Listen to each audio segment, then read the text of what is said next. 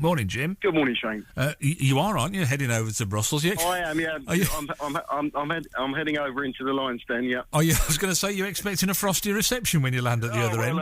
I think it's fair to say we never get the red carpet when UKIP turn up, but it's all part and parcel of, the good people of the West Midlands put their trust in myself, Jill Seymour and Bill Etheridge, and obviously we go up there flying the flag for Britain. It does make me laugh in a way, because I kind of think if you want to get... This is counter to your argument, because if you want to get people to stay in Europe, all you got to do is get the Germans to say they're going to kick us out, and everybody will change their mind and go, no, we want to stay in Europe now if the Germans want us out. It can be counterproductive to your campaign, can't it? Well, reportedly that's what the Germans have said. But of course, I think what's more realistic is what's been said by the outgoing President of the European Commission, Jose Barroso, and of course the incoming of Jean-Claude Juncker. So, and what they're saying is, freedom of movement is one of the criteria of European Union membership under the Lisbon Treaty, and that will not change. So what I think this underlines is what UKIP is saying now. There are only two clear options: all in or all out. And what the Prime Minister is saying to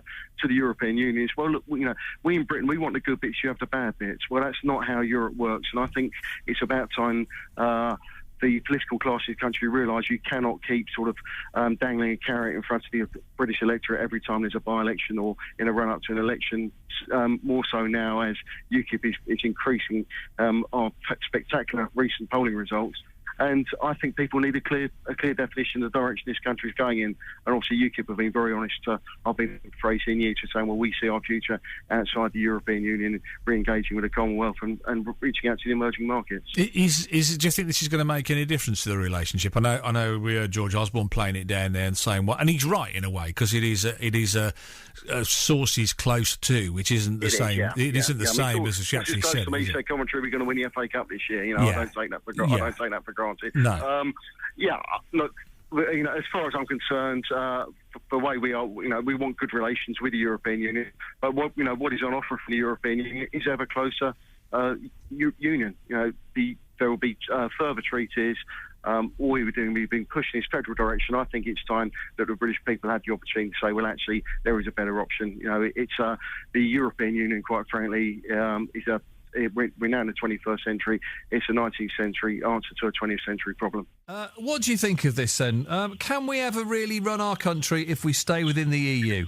No, we can't, because we're bound by successive European treaties, and to my mind, the great strength of British democracy is its accountability. If we don't like what our politicians do, as we didn't with Mr. Brown and before that Mr. Major, very simple, we didn't vote for him at the general election. That to me is a great safety valve to get Britain free. Yeah, but we do have democracy, because we have people like yourself, Jim, doing good work in Europe. You're an MEP or a member of the European Parliament, and if we don't like things, we come and talk to you. Yeah, I'm a member of a parliament, quite frankly, all in name, because to my mind, I call it a chamber.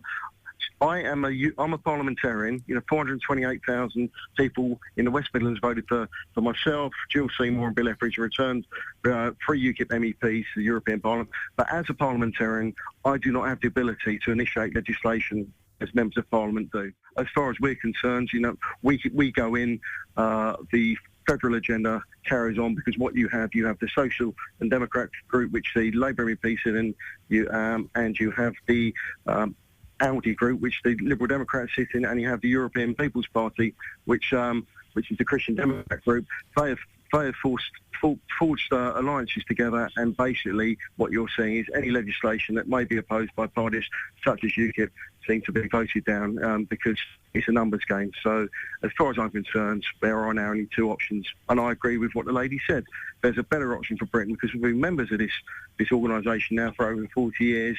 And if you're running a business like we have done with regards to our membership of the European Union, you'd pull the plug. So let's reach out, because to my mind, let's reach out to the wider world, because... But Jim, we do that anyway, though, don't we? We trade with the rest of the world. And as we were talking earlier on to someone else, one of our other guests was saying, we're about to overtake Germany as the most economically successful country in Europe. It's the biggest trading area in the world. So wouldn't it be good to be basically top dog in Europe, which is what we will be? We'll have much more sway. We can have if we're inside, we can have influence, can't we?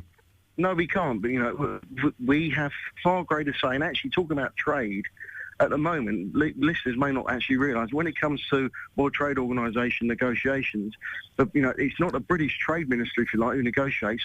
All negotiations on trade of all EU member states are actually carried out by the European Commissioner for Trade. So, to say we have greater influence, inside the European Union, that is one area where we don't, because we're not in a position where we can negotiate trade agreements, that suit us. We have to follow the lead of the European Commissioner for Trade. So that's just one area where we don't have influence. And people don't realise that. People think, if there's trade negotiations, that's done by the British government. It's not. It's done by the European Commission. And that applies not just to us, but to all 28 EU member states.